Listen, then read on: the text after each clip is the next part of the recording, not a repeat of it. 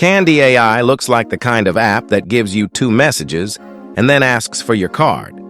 But I kept this conversation going, tested 2 free live actions, and only then found the real paywall. So what are you actually paying for?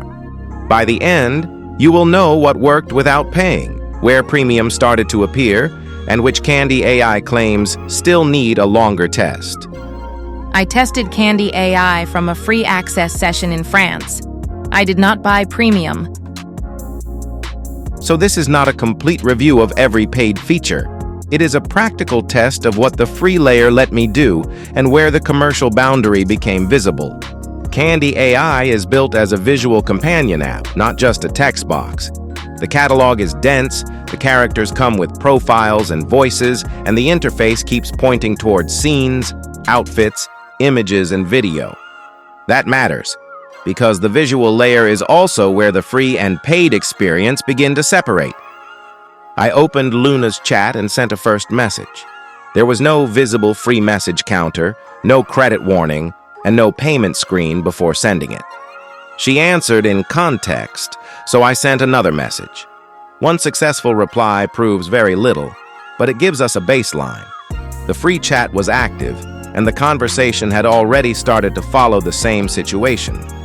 The exchange continued across several turns. Luna kept the immediate context instead of resetting into a generic greeting. That is not proof of long-term memory, but it is enough to show short-term conversational continuity inside this session. I kept going. More messages, more replies, and still no premium interruption during the recorded test. This is the strongest evidence in the whole capture. Candy AI did not stop this conversation after 1 or 2 exchanges. But this does not let me call the chat unlimited. I did not reach a visible cap, and I did not run a multi-day test. Candy AI says its companions learn your preferences and remember what matters over time. What I observed here was immediate coherence. The longer memory claim still needs a separate test. If you want to compare the current Candy AI offer for yourself, I will leave it below. First, let us see where the free layer actually ends. This was the unexpected part. Luna's live action section let me launch Grab a New Book and Get Some Coffee without paying. These are short, pre-built scenes rather than custom generations, but they make the free experience feel more visual than a standard chat trial. The outfits area showed the boundary more clearly. I could open 3 choices and play several clips, while the next options carried premium locks. I cannot say every account gets the same allowance, but in this session the pattern was simple. A useful sample first, then visible gates. The same pattern appears elsewhere. Candy AI lets you see the depth of the visual experience, but more scenes, more generations, and the advanced media tools push you toward premium. The free layer demonstrates the idea. The paid layer is designed to expand the frequency, variety, and control. So the model is not simply free versus blocked. It is closer to 2 layers. The first lets you chat and sample selected visual experiences. The second sells the broader, more intensive version of Candy AI. That distinction matters if you mainly want conversation, because you may not hit the commercial boundary as quickly as someone focused on images and video. On the pricing screen recorded in July 2026, Premium was presented in euros with benefits that included unlimited messaging, more visual access, and 100 tokens.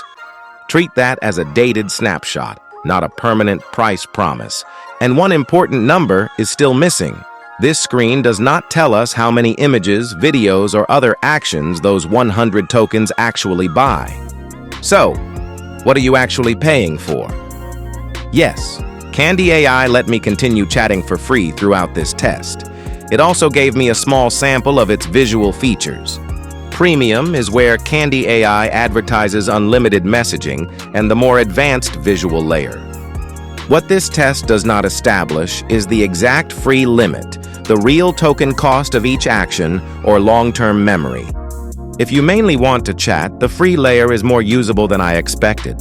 If images, videos, and repeated visual actions are the main attraction, Premium becomes relevant much sooner. Which matters more to you here? Free chat or the visual features? Tell me below. And subscribe if you want tests that separate what an AI companion claims from what it actually does. Next, I am testing the memory claim and the real limits behind premium.